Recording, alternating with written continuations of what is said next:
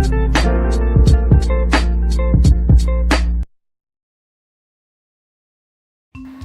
everyone, and thanks for coming back today. Today I'm going to be talking about my first impressions with the Spectrum Noir alcohol-based markers.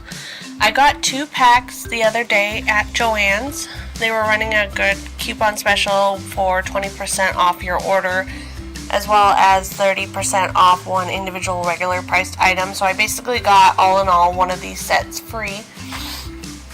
At Joann's, they run about $14.99 before tax, and I decided to pick up the Essentials pack as well as the Browns pack, just because I thought the Browns offered perhaps some tones that I could use as skin tones, and that's something I've been sorely lacking.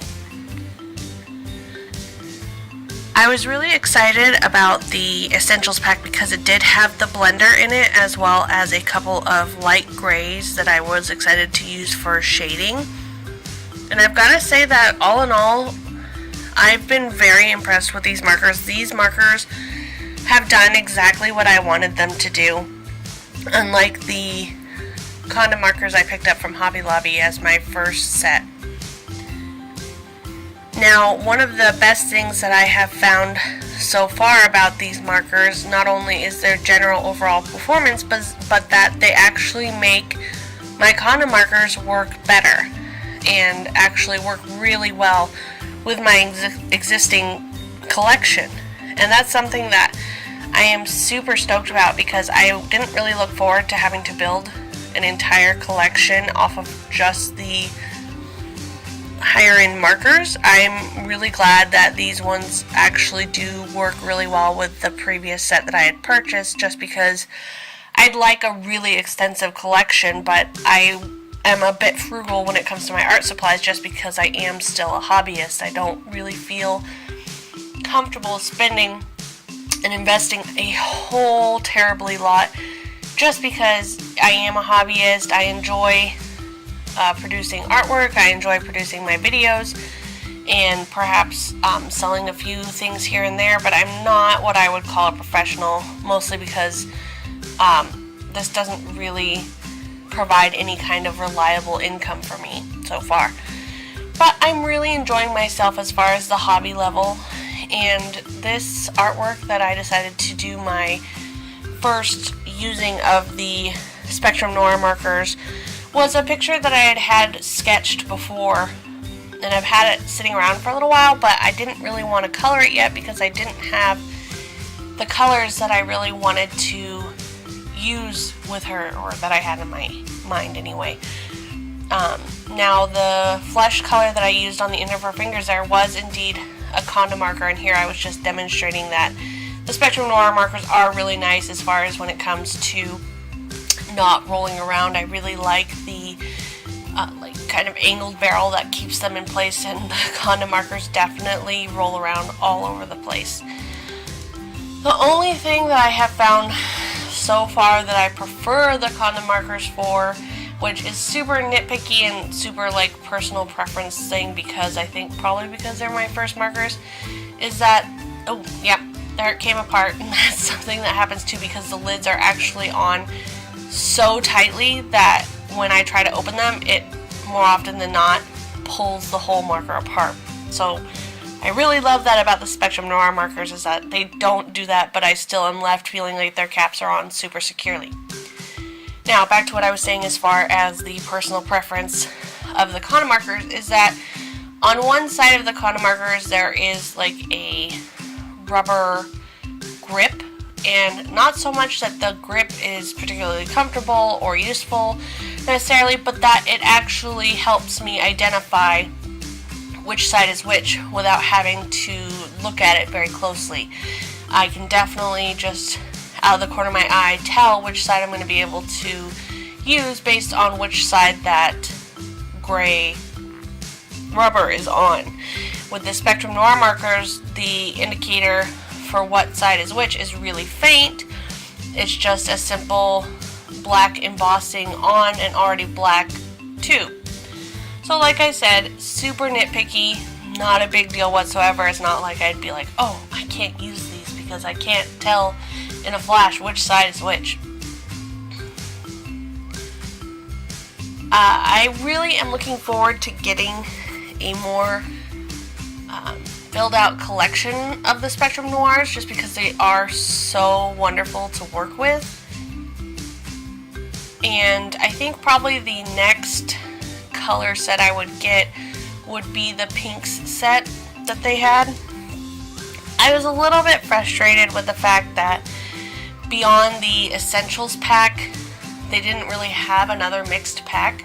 And you know, that's great as far as like collecting different colors and having different shades of that same color all at once to assist in blending and color composition. That's great, but like when you're a new artist and you're just building your collection, you know, I'd rather have a pack that had a little bit of variation, so theoretically I could make an entire picture off of one pack instead of just being, oh, well, now I have 6 brown markers and you know, you can only make so many compositions with 6 different shades of brown.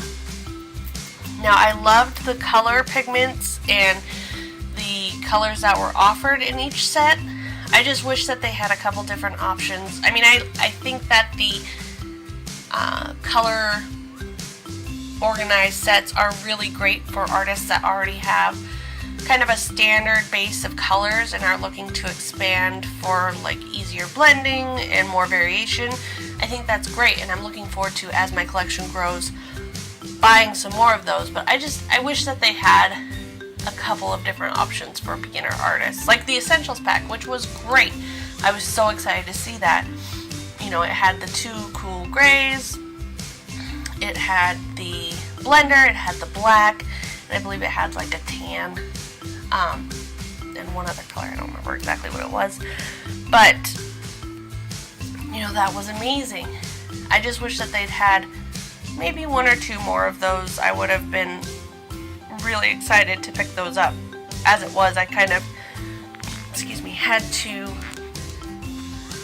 go back in line a second time because I was just having so much trouble deciding what color family I wanted to restrict myself to as far as with the Spectrum Noir markers.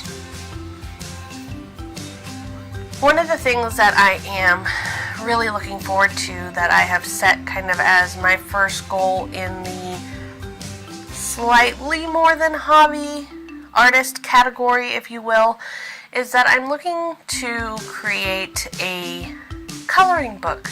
I'm planning on publishing it through the software that Amazon carries for self-publishing your books. And I actually started a Patreon, which I'll link in the end of the video and in the description below, and just to help with that goal, as well as kind of finding another place to connect with viewers and connect with, you know, everybody. I think that that's one of the coolest things that I'm finding with, you know, starting my YouTube channel, starting an Instagram with my art. You know, I've never been super into social media after I quit blogging, and even then I just saw it as a way to promote my blog. But in the art community that I've been finding through YouTube especially, has been especially surprising. You know, I love connecting with all these different artists, getting inspiration from all these different people, seeing all these different walks of life that are coming together with this one common thread of creating. I just think it's really inspiring and really beautiful, and I personally think that the idea of adult coloring books is cool and really awful at the same time, mostly because of what people use them for. I won't get into that right now just because it's not what this video is about, but the cool thing I think I find in it is just that the subject matter is dedicated to adults, and I think that's really cool because, I mean, there's lots of adults, artists included, that enjoy coloring, and you know, you don't always feel like creating a whole new piece just to kind of enjoy yourself in some downtime and coloring. And I think the more that artists put out their own coloring books, I think that would just be amazing for the community. Mostly because I feel like a lot of adult coloring books have subject matter that's, I don't know, kind of lame. It's mostly like flowers and animals and mandalas. Ugh, mandalas. I don't get joy from coloring mandalas. I get that there's probably a lot of people who do because they're freaking popular. Everybody carries them, but they just annoy me. It doesn't inspire like any creativity in me to color the same shape over and over and over again.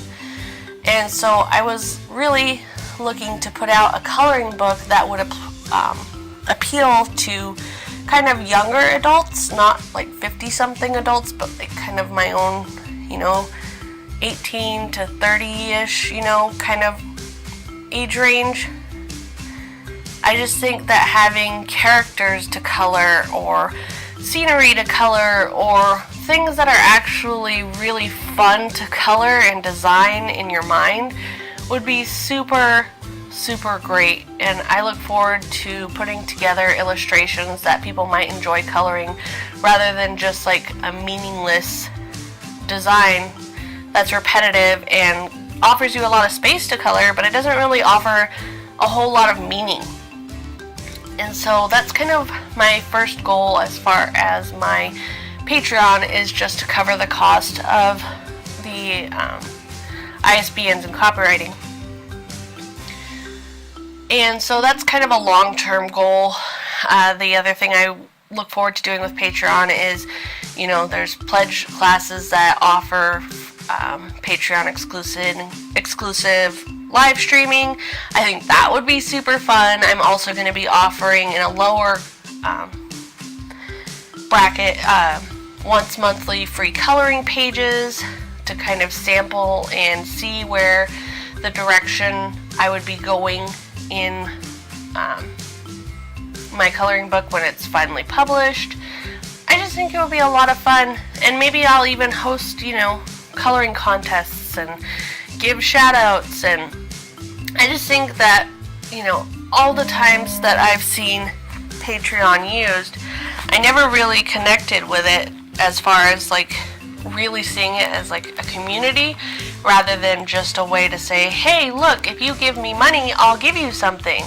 And I just found it before to be kind of, I don't know, not super realistic and honest.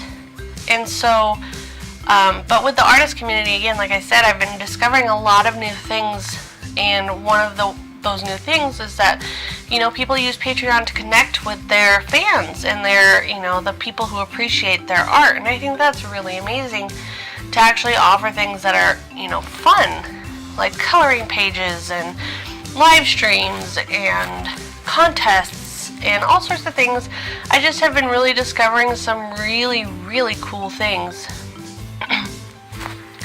And I will be listing all the markers that I used as far as the colors in the description, just in case you were wondering what I was using. Otherwise, I'm really looking forward to continuing to produce. I have a couple of different videos that are in the works right now. I'm actually starting a 30-day challenge that I found just randomly surfing Pinterest, actually, because I was looking for some inspiration for a 30-day challenge, and I wasn't really feeling the whole just like, sketching every day without a real goal or a real subject matter in place. I just felt like that would be really intimidating to open up a blank sketchbook every day without having any direction. So I found a really cool one that was actually based around witches, and personally, I love drawing figures and characters and designing them, so I was really excited to kind of play around with that. So far I've recorded 2 of them, and so I'm going to be editing those and getting those up soon, I hope. I also played around with some digital painting over a sketch that I did, and I did record that as well, so I'm in the process of editing that. So I have a lot of things that are coming up on the docket, and I hope that you guys stick around and hit a subscribe so you don't miss any of them. Otherwise, this piece is pretty much done. I hope you enjoy her. The final image that comes up on the screen is after I edited it a little bit in Photoshop, kind of added a textured background and some additional colors. Here we go. And so I hope you enjoy it. Right now, she is not featured in the shop yet, but I will be posting her up shortly.